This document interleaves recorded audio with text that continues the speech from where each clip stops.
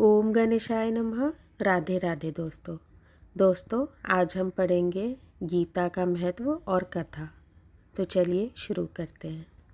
गीता केवल उपदेश मात्र नहीं है, बल्कि यह मानव समाज का जीवन मूल्य है, जो मानव जीवन को अपने उपदेशों से पवित्र कर मुक्त कर देती है। श्री कृष्ण ने कुरुक्षेत्र की रणस्थली में कर्म से विमुख हुए अर्जुन को गीता का उपदेश दिया था।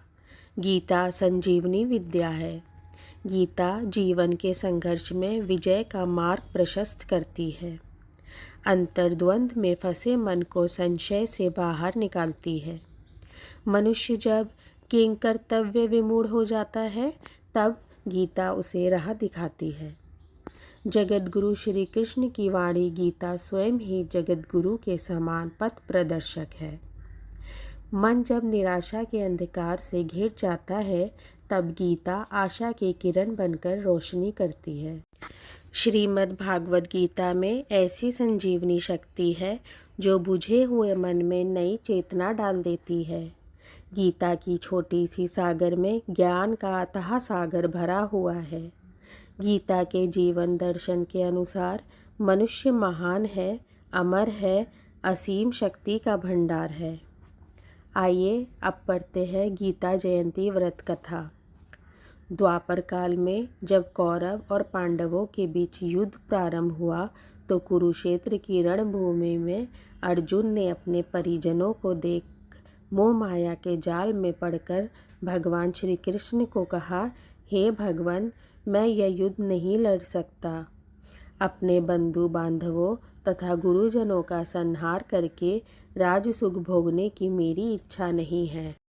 वहीं अर्जुन कुछ क्षण पूर्व कौरवों की सारी सेना को धराशायी करने के लिए संकल्प कर चुका था। परिस्थितिवश वह मोहग्रस्त हो गया। वह अपने कर्म से विमुख हो गया।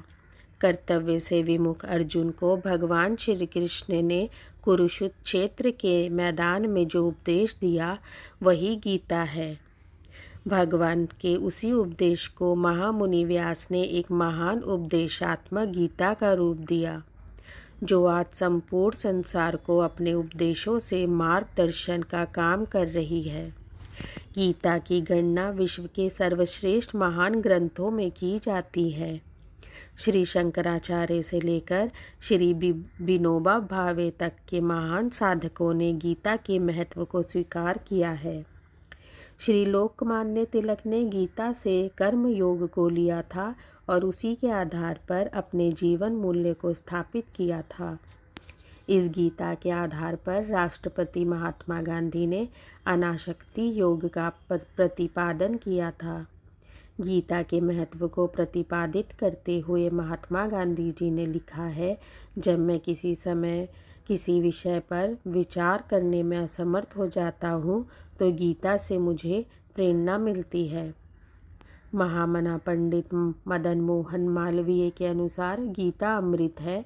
इस अमृत का पान करने से व्यक्ति अमर हो जाता है। गीता का आरंभ धर्म से तथा अंत कर्म से होता है। गीता मनुष्य को प्रेरणा देती है कि मनुष्य का कर्तव्य क्या है। इसी का बोध करवाना गीता का लक्ष्य है। इसी आधार पर अर्जुन ने स्वीकारा था कि हे भगवान, मेरा मोह क्षय हो गया है। अज्ञान से मैं ज्ञान में प्रवेश पा गया हूँ। आपके आदेश का पालन करने के लिए मैं अब कटिबद्ध हूँ। दोस्तों, आप जीवन के किसी भी समस्या में अगर घिर जाए या धर्म संकट में गिर जाए, या आपको कुछ भी समझ ना आ रहा हो कि मैं क्या करूं, आपको किसी भी सवाल का जवाब नहीं मिल रहा हो, तो आप गीता का आश्रय लीजिए। आप गीता भागवत गीता का पाठ करिए। आपको उसमें हर समस्या का समाधान जरूर मिलेगा। राधे राधे दोस्तों।